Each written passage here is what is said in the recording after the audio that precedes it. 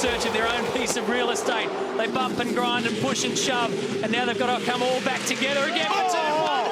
Jason Bright over and up and into the wall. Oh! That started with Slade down the inside. Okay. Yep, I'm trying to just give us a radio call if you're there, Bridie. Switch it off right now. He's out of the car. Jason Bright, okay. Scott Pye's out of the car as well. Fantastic. And here's the replay. This will give us some explanations. We'll try to come in together. So it's Tim Slade leans on the Holden Racing Team car, which just sends Team BOC Commodore flipping into the air. This was what happened. They all fanned out and then they all came back in, and it was never going to work.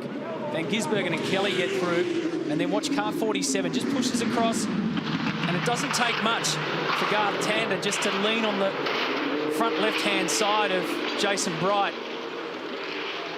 It's that secondary impact that's the worry there with the wall, and it got right up on the top of the debris fence. This is Lee Holdsworth's view. Oh, that was the big crunch that he... Okay, so he got hit by Scott Pye and a few others. The contact actually started with the two Red Bull cars. They actually made contact on the way in there also. There's Slade down the inside. He makes contact with Tander. Tander makes contact with Bright. Totally out on the slide. Full opposite lock, so he's trying to steer it down. So Jason's trying to make sure it doesn't turn onto its roof. It then catches the curb, and the curb then trips it over. So as it gets to that point there, it was always going to turn over. Must have picked up the front right wheel of Tander's car in order to be able to do that launch, and Tander's in the pit lane and has been there for a while now as well, so it'd be pretty fair old damage on that. It's this next whack with the wall. All this stuff looks spectacular, but at that stage, you know, it's not crazy amount of damage. It's this next one where it hits the concrete wall. It is tyre protected and then gets into the debris fence, where they're going to have a big nightmare trying to resolve getting this car back in shape. Well, fortunately, where the massive load has actually taken place in terms of the final part of the crash, Neil, it was actually against the tyres there. That's taken some load away from that. And that's a tonne and a half. Yeah. That's a tonne and a half in the air there. It's just being tossed around like a toy car. We're in the final stages. This has been a nice job today to come off the second row of the grid. They're telling him that he's got a nice margin. He's in very good shape at the moment. You've got to go back 46 years since the Mustang won a round of what was then known as the Australian Touring Car Championship. That driver was Alan Moffat, and it was Oran Park at Narellan, west of Sydney, when that was achieved. Today is this young man's 199th supercar race. Tomorrow strikes up the double century for McLaughlin. 12 months in the making. A huge project for Dick Johnson Racing Team Penske. Out of the final corner. It's his first ever Adelaide victory, win number 26 of his career, and a victory for Mustang in Adelaide. Make sure the car is make sure the You're seeing horses. He was doing Darryl Braithwaite. What's going on there? I chose to ignore it.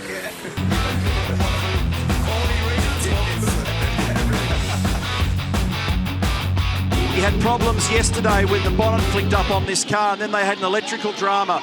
They've had some engine issues through the weekend with both the cars, but we think that Percat has done the job. He's under assault at the moment from Fabian. Crowd rises for what's been the wildest of wild days. The Clipsal 500 winner of 2016 is Nick Percat.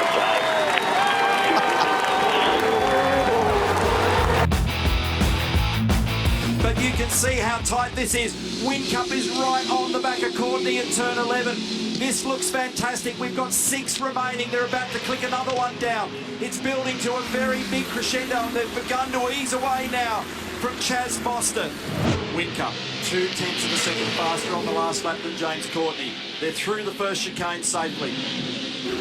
Nothing's going to happen here at 4.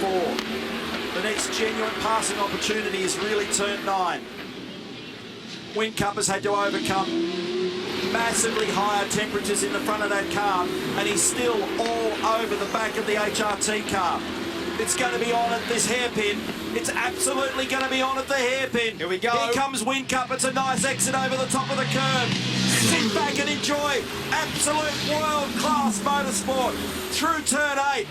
Courtney sliding all the way to the wall.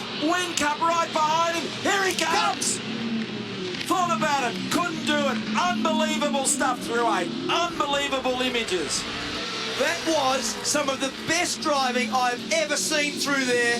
Both guys right out sideways, especially James Courtney. Well done, James Courtney. Sensational drive. They both understood what was at stake. They both knew they had to drive like absolute maniacs through turn 8. And they are going to be 1 car length apart at the end of race number 2. Congratulations, James Courtney. Congratulations, Jamie Whincup. You two have put on a masterful display. But it's going to be his younger teammate who carries the flag all the way to the checkered flag. It's wonderful when you get a first-time winner, and especially when it's a young, fresh name to the sport. Remember this young guy, Jamie Whincup. The Gold Coast-based Victorian sends the Ford fans into a frenzy. Whincup wins for the first time. Well done, young man. That will be a day he will never forget. Lowndes is on the way home. Yeah, very different race today, wasn't it? We saw a massive yellow flag periods last year, not one today. Yesterday, I should say, not one today. And Craig Lowndes really has been the man of the match. In amongst traffic, Thomas Mazira is right in front of him, but here they come, and the kid wins in Adelaide. Craig Lowndes does it. The inaugural Adelaide 500, and Lowndes was sensational. Truly was. There's Natalie soaking up the atmosphere. A wonderful moment for Craig Lowndes. That was an unbelievable drive, last to first, on what is arguably the toughest race course in the country. Thank you very much. John will make the presentation to the overall winner today. We've seen a remarkable effort. Last to first, Craig Lowndes.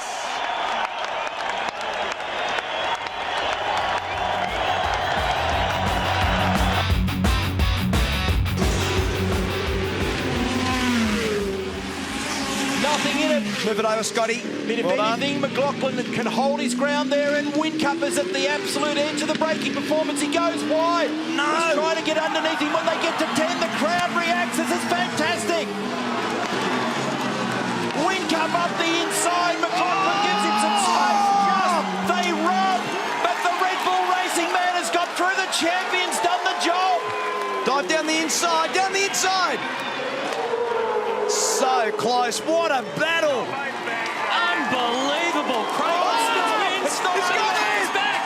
And Scott McLaughlin puts one on the champ. And Volvo into second on debut. Sensational, Scott McLaughlin. Now let's take a look at this final turn. So Whincup's got him. They rub panels. Scott goes on the inside. Whincup just went wide by himself. And McLaughlin put the hammer down to get second position. The fuel lights come on. That was Will Davison's voice. So it's going to run. Mate, stay out and just work through the cop. Just bring it home. Crowd are on their feet. Just stay in front of him. This is a classic Ford versus Holden battle. Just stay in front of him. That's an understatement, isn't it?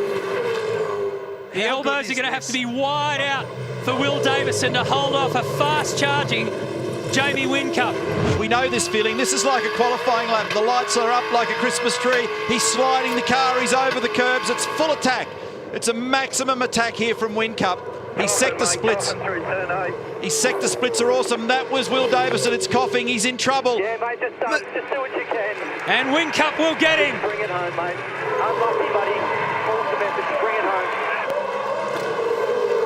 They can't believe it. Everybody here can't believe it. The gamble didn't pay off for Ford Performance Racing, but you've got to applaud this man who's put together one of the most perfect efforts you'll ever see to claim victory in the season